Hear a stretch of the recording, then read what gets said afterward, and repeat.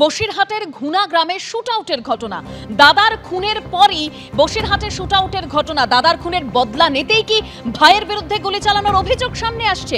ঠিক কি হয়েছে আরো তথ্য আপনাদের সামনে রাখবো। সমীরণ পাল রয়েছেন আমাদের প্রতিনিধি। সমীরণ, আজ ভোর রাতে বসিরহাট থানার ঘোনা এলাকাতে একটি গুলি চালানোর ঘটনা ঘটে এবং সেখানে অভিযোগ যে জাকির গাজী নামে গ্রামেরই এক যুবক সে গুলি চালায় মহিদুল শেখের বাড়িতে এবং সেই সময় মহিদুল শেখকে ডাকাডাকি করেন। দরজা খুলতেই দরজা লক্ষ্য করে গুলি করেন। অল্পের জন্য মহিদুল শেখ রক্ষা পায়। খবর পেয়ে বসিরহাট থানার পুলিশ আসে। পুলিশ এসে তদন্ত শুরু করেছে। 2 মাস আগে এই জাকির গাজীর যে দাদা আনোয়ার গাজী, তাকে চায়ের দোকানে ঘোনা এলাকায় নৃশংসভাবে গুলি করে কুপিয়ে খুন করা হয় এবং সেই ঘটনায় ইতিমধ্যেই 7 জনকে গ্রেফতার করেছে বসিরহাট থানার পুলিশ।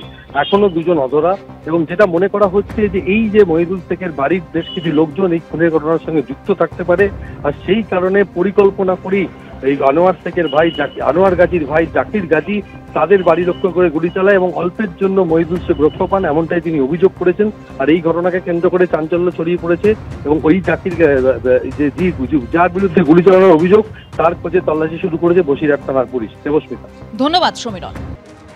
এসএসসির পর এবার প্রাথমিক নিয়োগ মামলাতেও সেই যোগ্য অযোগ্য প্রসঙ্গ। কারা বিশেষ সুবিধা পেয়েছে, কারা পায়নি, সেটা কিভাবে আলাদা করব প্রশ্ন করছেন বিচারপতি তপব্রত চক্রবর্তী। আরো তথ্য আপনাদের সামনে রাখবো। আমাদের প্রতিনিধি সৌভিক মজুমদার রয়েছেন টেলিফোন লাইনে। সৌভিক, যে যোগ্য অযোগ্যের প্রসঙ্গে একেবারে আমরা দেখেছি এসএসসিতে 26,000 চাকরি বাতিল হয়ে গেছে, আর সেই যোগ্য অযোগ্যের প্রসঙ্গ উঠলো এবার প্রাথমিক নিয়োগ মামলাতেও। দেখো, একেবারেই তুমি জানো যে স্কুল সার্ভিস কমিশন বা এসএসসির মামলাতে যেভাবে 26,000 চাকরি বাতিল হয়েছিল এবং যে মামলাতেও এই একেবারে যোগ্য এবং অযোগ্যদের আলাদা করা কিভাবে সম্ভব সেই প্রশ্ন উঠেছিল। এখন প্রাথমিক নিয়োগ দুর্নীতির মামলাতেও আজকে মাননীয় বিচারপতি তপব্রত চক্রবর্তী তিনিও কিন্তু একই প্রশ্ন তুলেছেন। একজন আইনজীবী যিনি কিন্তু এই 32,000 চাকরিহারাদের একাংশের হয়েছিলেন, তিনি বলেন যে তার যারা মক্কেল রয়েছেন অর্থাৎ যারা চাকরিহারা ব্যক্তিরা রয়েছেন, প্রাথমিক শিক্ষকরা রয়েছেন, তারা কোনো রকম বিশেষ সুবিধা তারা গ্রহণ করেননি, অর্থাৎ তারা যোগ্য প্রার্থী।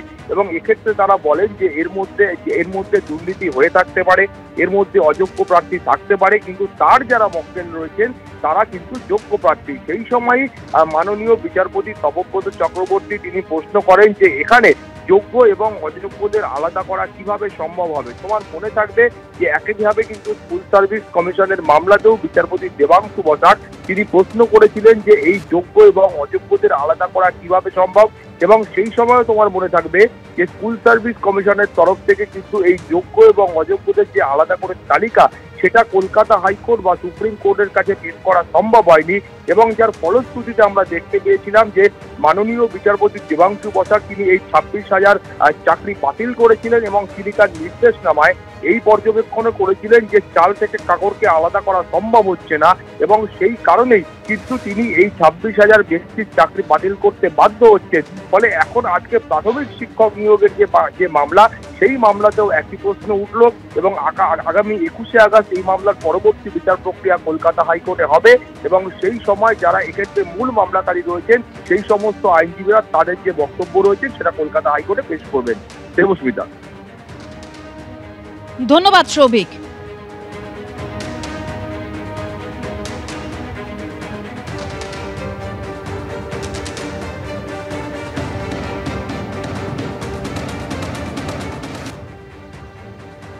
ভোটার তালিকায় গড়মিল, সরকারি অফিসারদের বিরুদ্ধে সাসপেন্ড এবং এফআইআর এর নির্দেশ দিয়েছিল নির্বাচন কমিশন। আর এবার জাতীয় নির্বাচন কমিশনকে চিঠি দিলেন মুখ্য সচিব।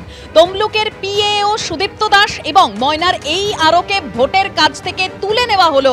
চিঠিতে এরকমই উল্লেখ করেছেন মুখ্য সচিব। ইতিমধ্যেই অভ্যন্তরীণ তদন্ত শুরু হয়েছে জানিয়েছেন মুখ্য সচিব, আর তদন্ত শেষের পর পরবর্তী পদক্ষেপ কি হবে তা জানানো হবে জানালেন মুখ্য সচিব। এই অফিসাররা দক্ষতা ও নিষ্ঠা ভরে কাজ করছেন, এদের বিরুদ্ধে কঠোর ব্যবস্থা নিলে মনোবল ভেঙে যাবে উল্লেখ চিঠিতে। শুধু এদের নয়, ভোটের কাজের দায়িত্বে থাকা অন্য অফিসারদেরও মনোবল ভেঙে যাবে। 5ই আগস্ট 2025 2 ইআরও 2 এইআরও ও 1 কর্মীকে সাসপেনশন এফআইআর এর নির্দেশ দিয়েছিল জাতীয় নির্বাচন কমিশন, আর সেই নির্দেশ মানল না রাজ্য এবং জাতীয় নির্বাচন কমিশনকে ইতিমধ্যেই চিঠি দিয়েছে মুখ্য সচিব।